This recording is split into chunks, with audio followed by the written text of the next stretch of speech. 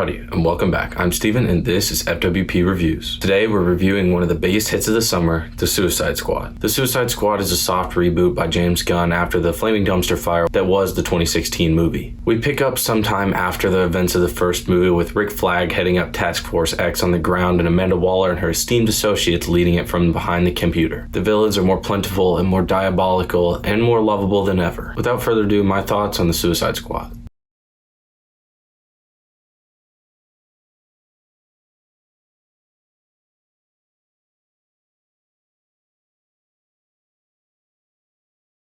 There's a lot to love about this movie, and I would say that it's definitely one of the better movies that I saw in theaters this year. James Gunn manages to bring this unique voice and excellent style to the movie. All of this permeates throughout the exciting action and intriguing character interactions. The characters are definitely the strongest part of this movie. The 2016 version of Suicide Squad excelled in its characters and pretty much only its characters, and where they did good, this movie manages to improve upon that. The R rating and in-depth character dives allow for us to care more and experience more for these characters. It's easy to get into and be invested in almost all of the main characters, and I enjoyed almost all of them when they were on screen. This is the spoiler warning. Movie's been out for 2 weeks, but I figured I'd warn you anyways. If you want my spoiler-free thoughts, they're on my Instagram. Right now, this isn't going to be vague. This is going to be pretty specific spoiler territory, so let's get into it. Let's get back to the characters. Bloodsport is essentially what becomes the leader of this group, and he has an excellent backstory, and the performance by Idris Elba is great. Harley Quinn, once again played by the wonderful Margot Robbie, adds even more fun and depth to this character as we've seen from the 2016 movie into Birds of Prey and now into this. I've said it once and I'll say it a million times. She was born to play this role, and it's really great to see her keep diving further into this role despite the chaotic mess that is the DCEU. John motherfucking Cena. I was a bit hesitant about what exactly would be going on in the Peacemaker series, but now I don't care. I'm excited. His role in the movie and the twists he manages to deliver are all delivered with a near perfect and comedic excellence. I enjoyed him a lot in this movie, and I cannot wait to see more of him. The Polka Dot Man has such a tragic story, and the way that he is able to be written into this world and be sympathetic as well as just a cool character to see, despite him being generally labeled as the stupidest villain ever made, is great. We get to care deeply for this ridiculous character before he meets his unfortunate end. King Shark was a great addition as he is one of the most iconic DC villains of all time. Sylvester Stallone does a perfect job with his voice role, and there's so few words said with this character, but there's so much emotion in it. The standout, as I'm sure everybody has mentioned and I have mentioned before, is Ratcatcher 2. I enjoyed her character more than I possibly imagined I could enjoy a character that was about rats. She portrays the character extremely well, and the character is just so damn compelling with how it's written and performed. She really is this extremely effective anchoring point that allows the team to coalesce and begin to work together. I hope to see a lot more of her in the future because her work is not done yet. The choice of Starro as the villain is a bit of an odd one,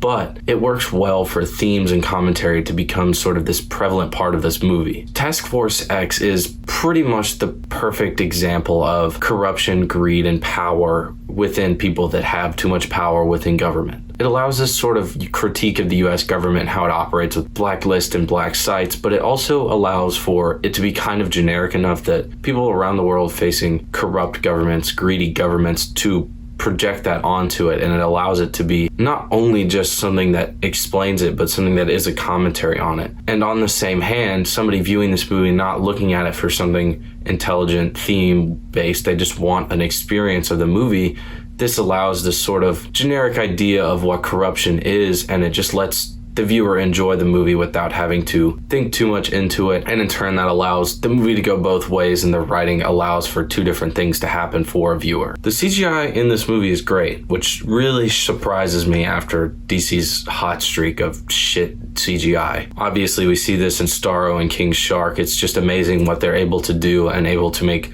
look good consistently. There was never a moment where I went, that looks like a green screen, which happens in almost every comic book movie at some point these days. The jokes in this movie land really well. I found myself and the theater all laughing together at many, many points. There are a lot of dark jokes as well as a lot of just light jokes. It was just a funny, fun experience. This movie was paced extremely well. I never found that there was a dull moment. This movie writes in a lot of character interactions, allows this depth to be built, and a lot of times when you get a more amateur writer in there, they can't write those character moments in as well, but it's always great to see them being written in, and you get to enjoy the characters, even if it means the pace drops off. But as we see with the screenplay for this movie, it never lets the pace slow, but we're invested in almost all of these characters twice as much as you could have imagined when you walked in. One serious accolade for this movie is the music. The blend of more classic songs with the more traditional type of composed score music for movies is great. Not only because it's the tradition and it's expected, but